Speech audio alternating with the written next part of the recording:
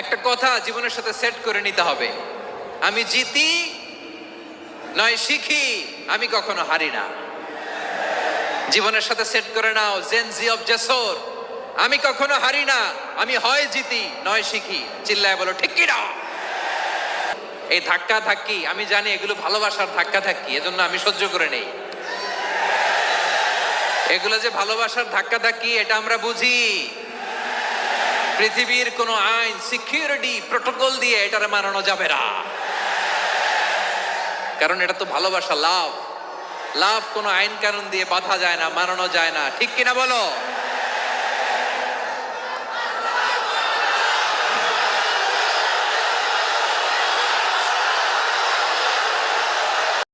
কল্পনা করতে পারে সেটা মানুষ করে দেখাতে পারে।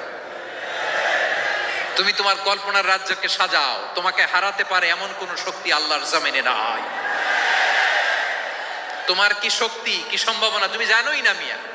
তুমি এদিকে তাকাও কেন? তোমার রাস্তা তো ওই দূরে, তুমি কোথায় যাবে, আল্লাহ তোমার টেনে কোথায় নিয়ে যাবে তুমি কিছুই জানো না। প্ল্যান বিগ, ড্রিম বিগ, কল্পনার শক্তিকে বড় করো। মানুষ যা কল্পনা করতে পারে মানুষ তা করে দেখাতে পারে। মানুষের কাছে অসাধ্য কিছু নাই, মৃত্যু ছাড়া, এক্সেপ্ট ডেথ। মৃত্যু ছাড়া মানুষ সবকিছুকে জয় করতে পারে। মৃত্যু ছাড়া যে কোনো অসাধ্যকে সাধন করার ক্ষমতা মানুষকে দিয়ে দিয়েছে কে? হারার জন্য তোমার জন্মই হয় নাই, তোমার জন্ম হয়েছে জিতার জন্য, বিজয়ের জন্য তোমার জন্ম। মানুষের শুরুটাই হয় বিজয় দিয়ে। যশোর আওয়াজ করে বলো, মানুষের শুরু হয় কি দিয়ে? আমরা যখন আমার পিতার পৃষ্ঠদেশে ছিলাম, পিতার পৃষ্ঠদেশ থেকে শুক্রাণু যখন মায়ের গর্ভদেশে যেয়ে পড়ে, কতটা শুক্রাণু ভ্রমণ শুরু করে জানো? 20 কোটি শুক্রাণু। একবার সিমেন আউট হলে সেখানে 20 কোটি শুক্রাণু থাকে, ভ্রমণ শুরু করে। ওই 20 কোটি শুক্রাণুর মধ্য থেকে তুমি আমি আজকে এক বিকশিত শুক্রাণু মানব রূপে পৃথিবীতে এসেছি। সুবহানাল্লাহ। ওই 20 কোটি শুক্রাণুর প্রতিযোগিতায় সবাইরে পেছনে ফেলে সেদিন আমি সফল হয়েছিলাম, সেদিন আমি বিজয়ী হয়েছিলাম। সেদিন আমি এত ছোট ছিলাম, মাইক্রোস্কোপ দিয়েও আমার অস্তিত্ব টের পাওয়া যায় না। আমি এত তুচ্ছ ছিলাম, নগণ্য ছিলাম, আমার কান ছিল না, আমার চোখ ছিল না, আমার হাত ছিল না, আমার জন্য রিকমেন্ডেশন করার মতো মামু ছিল না, খালা ছিল না, কেউ ছিল না। তারপরেও ওই প্রতিযোগিতায়, ওই কম্পিটিশনে যখন আমারে কেউ হারাতে পারে নাই, আল্লাহর জমিনেও আমারে কেউ হারাতে পারে না। হারার জন্য তোমার জন্মই হয় নাই, তুমি আসছোই জিতার জন্য। সুবহানাল্লাহ। বিশ্বনবী বলেন, আন্নাসু মাআদিন কামাআদিনি যাহাবি ওয়াল ফিদ্দা খিয়ারুহুম ফিল জাহিলিয়াতি খিয়ারুহুম ফিল ইসলাম। Peoples are like mines of gold and silver. সোনার খনি, রূপার খনি, এর চেয়েও বড় খনি হচ্ছে এই মানব সম্পদের খনি। আওয়াজ করে বলেন আল্লাহু আকবার। আল্লাহ তাআলা এই সম্পদ আমাদেরকে দিয়েছে। বিশ্বনবী বলেন, মানুষ হচ্ছে খনির মতো। খিয়ারুহুম ফিল জাহিলিয়াতি খিয়ারুহুম ফিল ইসলাম। জাহিলি যুগে যারা সেরা, ইসলামেও তারা সেরা। ইদা ফাকুহু, যদি তারা বুঝবান হয় তাহলে তাদেরকে সেরা বানায় দিবে কে? তাহলে মানুষের চেয়ে সেরা কেউ হতে পারে? মানুষের চেয়ে অনন্য কেউ হতে পারে? মানুষকে কেউ হারাতে পারে? আওয়াজ করে বলো, তোমাকে কেউ হারাতে পারবে? এই সাহস জাগছে আজকের আলোচনা থেকে। আমি তুমি অনন্য, আমাকে তোমাকে হারায় দেওয়া এত সহজ না, ঠিক কিনা? একটা কথা জীবনের সাথে সেট করে নিতে হবে, আমি জিতি নয় শিখি, আমি কখনো হারি না।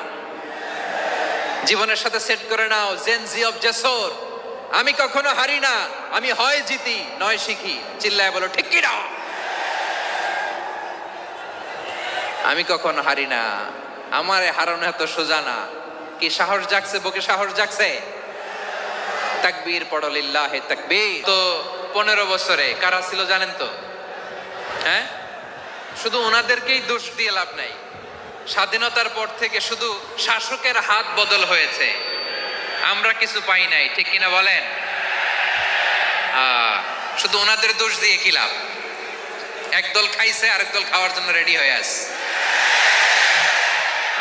আমরা এরকম চাই না, জনগণকে ফুটপাতে বসাই দিস। প্রিয় ভাইয়েরা, ঠিক আছে বসুন। বসুন বসুন, যশোরের জেনজি, নিজেদেরকে প্রস্তুত রাখো আগামীর বাংলাদেশের জন্য। নৈতিকতা, মোরালিটি, ভ্যালিউজ দিয়ে নিজেকে সাজাও, ইসলাম দিয়ে নিজেকে সাজাও, কারণ আগামীর বাংলাদেশ ইসলামের বাংলাদেশ। বাংলাদেশের আসল পরিচয় ইসলাম। বাংলাদেশের আসল পরিচয় কি? সবাই বলে না। বাংলাদেশের আসল পরিচয় কি? এই ইসলাম নিয়ে আমরা সংসদ ভবন সাজাবো, রাজি আছি না নাই? শেকড় ভুলে যাওয়া যাবে না। আমরা ধাপে ধাপে শারিয়া আইনের দিকে যাব ইনশাআল্লাহ, কিন্তু জঙ্গিবাদ দিয়ে নয়, কট্টর পন্থা দিয়ে নয়। আমরা ইন্টেলেকচুয়ালি, গ্রাজুয়ালি, ধাপে ধাপে শারিয়া আইনের দিকে মুভ করবো ইনশাআল্লাহ। বলো লিল্লাহি তাকবীর।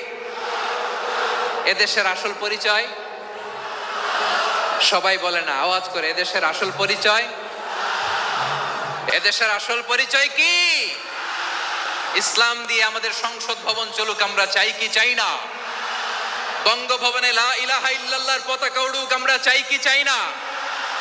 প্রতিটি জেলা অফিসে, ডিসি অফিসে লা ইলাহার পতাকা ঝুলুক, আমরা চাই কি চাই না? কারা কারা চাই হাত তুলে আল্লাহরে দেখায়।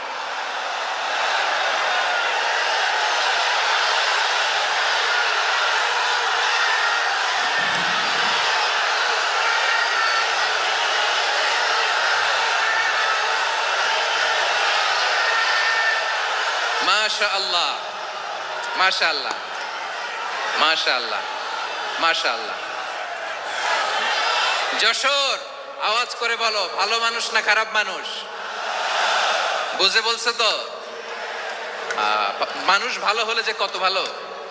এই মানুষকে যত্ন নিলে, মানুষকে মানুষ বানালে যে সে কি হতে পারে শুনবা?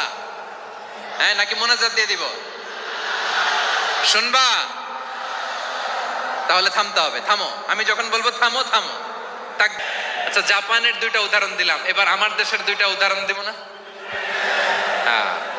বাংলাদেশের দুইটা উদাহরণ দিই। এক নম্বর উদাহরণ, গত সপ্তাহে আপনারা জানেন কক্সবাজার আমার একটা প্রোগ্রাম ছিল, তো হেলিকপ্টারে গিয়েছিলাম। ফেনী জেলা যখন পার হচ্ছি, আমি দেখলাম 3টা উইন্ড মিল চিনেন তো? বিশাল পিলার, 3টা-4টা পাখা থাকে। বায়ু বিদ্যুৎ কেন্দ্র, বাংলাদেশের প্রথম বায়ু বিদ্যুৎ কেন্দ্র এটা।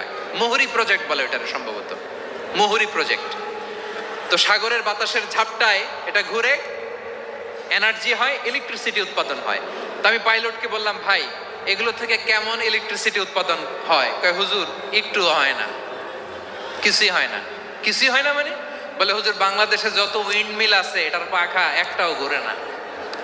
আল্লাহ, বলেন কি? তাহলে যে কোটি কোটি টাকা ব্যয় করে যে উইন্ড মিল, কয় হুজুর ভিতরে ফিটফাট, উপরে ফিটফাট, ভিতরে সদরঘাট।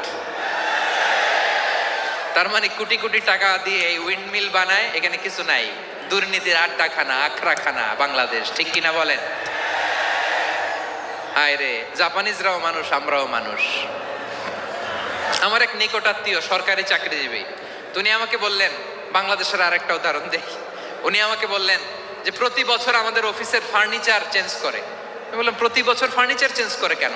বলে যে ফার্নিচার নতুন পারচেজ করলেই তো এখানে টাকা, নতুন কিনতে পারলেই টাকা, নতুন উন্নয়নের সবক শোনাতে পারলেই টাকা। প্রথম আলোর রিপোর্ট, কি আলো? প্রথম আলোর রিপোর্ট, গত 15 বছরে উন্নয়নের নামে লুটপাট হয়েছে প্রায় 3.25 লাখ কোটি টাকা। কার রিপোর্ট? আমাদের বানানো কথা, প্রথম আলোর রিপোর্ট। জাপানের মানুষও মানুষ, আমরাও মানুষ। সিদ্ধান্ত আপনার, কোন মানুষ হবেন, ভালো মানুষ না খারাপ মানুষ? আজকের আলোচনার বিষয় হচ্ছে মানব সম্পদের উন্নয়ন। আল নাসু মাআদিন, মানুষ হচ্ছে খনি, এই খনির যত্ন নিতে হবে। আমার মা বাবা যারা এসেছেন, আপনার ছেলে মেয়ের যত্ন নেন। আপনার ছেলের মধ্যে যে কি পটেনশিয়াল আপনি জানেন না। আপনার এই ছোট্ট অবুজ ছেলেটাই আগামী দিনের শায়েখ আহমদুল্লাহ হবে। আপনার হেফজখানায় পড়া ওই ছোট্ট ছেলেটাই আগামী দিনের আল্লামা মামুনুল হক হবে। আপনার ওই ছেলেটা আমির হামজা হবে, আব্দুল হাই সাইফুল্লাহ হবে। এভাবে বড় বড় আলেম হবে, তারা যুগশ্রেষ্ঠ আলেম হবে। সেই একদিন এই বাংলাদেশের পার্লামেন্টে যে বক্তব্য দিয়ে যশোরের পক্ষে কথা বলবে। আপনি জানেন না, কাউকে ছোট করবেন না, আপনি ওর কনফিডেন্স আপনি কমাবেন না, আপনি কমাতে পারেন না। প্যান্ডেলে আমার যে মা বোনেরা আছেন, ছেলে মেয়েদেরকে কখনো ছোট করে কথা বলবেন না। ও যে কোথায় যাবে আপনি জানেন না, আপনি মা হয়ে তাকে সাহস দিবেন, তার কল্পনার জগৎটাকে সাজাতে তাকে উৎসাহিত করবেন, ঠিক কিনা বলেন? আর আমার প্যান্ডেলের আমার প্রিয় শ্রদ্ধাশীলা মায়েরা বোনেরা, আপনারা তো আরো দামি সম্পদ। বিশ্বনবী বলেন, আর দুনিয়া কুল্লু হামাচা। আল্লাহ আল্লাহ আল্লাহ, বিশ্বনবীর কথার ওজন দেখেন। আর দুনিয়া কুল্লু হামাচা ওয়া খায়রু মাতাঈদ দুনিয়াল মারআতু সালিহা। বিশ্বনবী বলেন, দুনিয়ায় যা দেখো সব আল্লাহর দেওয়া অ্যাসেট, মানে সম্পদ। আর এত অ্যাসেটের ভিড়ে সবচাইতে শ্রেষ্ঠ সম্পদ হচ্ছে নেককার নারী। সুবহানাল্লাহ। ভাইয়েরা, বোনের সাথে খারাপ আচরণ করো না। সন্তান মায়ের সাথে খারাপ আচরণ করো না। আমাদের মায়েরা আমাদের asset, they are our priceless asset. কারণ এই মায়েদের পেটে এসেছে আল্লাহর ওলিরা, এই মায়েদের পেটে এসেছে খান জাহান আলী, এই মায়ের পেটে এসেছে শাহজালাল ইয়ামানি, এই মায়ের পেটে এসেছে আল্লাহর সব নবীরা। নাকি নবীরা আকাশ থেকে ধপ করে জমিনে নেমে আসছে? মায়ের পেটে আসছে। এই মায়ের পেটগুলো খনি। আমার সম্মানিতা মায়েরা বোনেরা, নিজেকে ইসলাম দিয়ে সাজান, নিজেকে ইসলাম দিয়ে সাজান, নিজেকে পবিত্র রাখুন, নিজের আব্রু ইমান ইজ্জতের হেফাজত করুন, কোরআন পড়ুন, সুন্নাহ পড়ুন। আপনি জানেন না আপনার গর্ভে কে আসছে, কোন ক্ষণজন্মা পুরুষকে আল্লাহ তাআলা আপনার গর্ভে পাঠাবে আপনি জানেন না। মায়েরা নিজেদেরকে পবিত্র রাখুন, ইসলাম চর্চা করুন, কোরআন চর্চা করুন।